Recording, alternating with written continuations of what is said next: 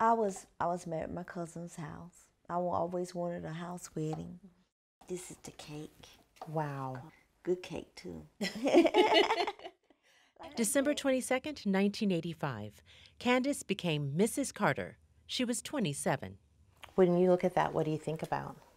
Like I said, it was a happy day. I thought, well, this is going to be it, and we're going to have family, and I'm going to live the rest of my life happy. But in the early 90s, she discovered her husband was using crack cocaine.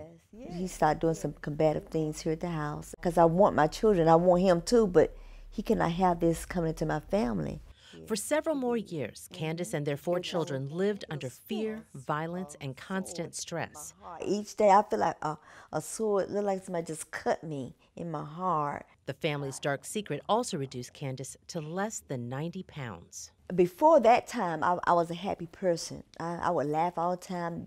It cut all that out of me. When I would come home, my children would feed me because I also had to work 16 hours to help keep things going.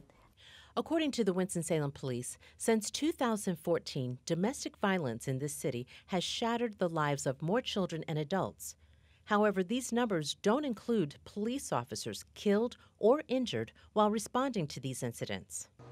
October 7th, 2009, then Officer Daniel Clark and Sergeant Mickey Hutchins responded to a silent alarm at this Bojangles on Peters Creek Parkway.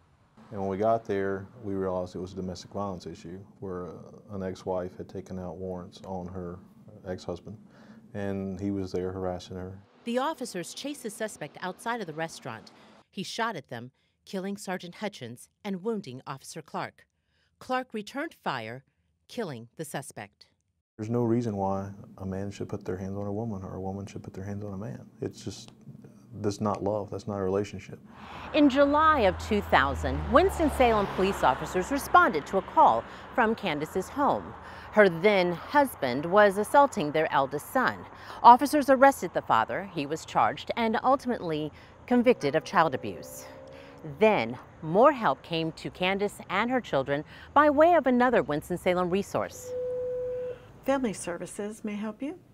Here, Candace took advantage of group therapy, a vital part in helping her heal. One of the things about domestic violence is that it's a very isolating situation.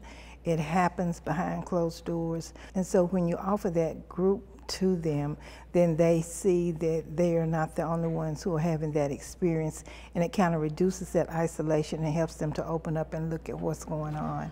For weeks, Candace and several other abused women met in a room similar to this, sitting in a circle, sharing their pains, their frustration, anger, and their fears. When Candace first began her sessions, she sat in the first seat. Every time the group met, she sat in the next seat. And by sharing her story with her new friends, she said she began to open up and found her own voice.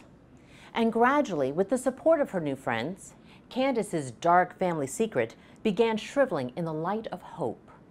On the last day of Candace's group therapy, she sat in the last seat and rediscovered her laughter.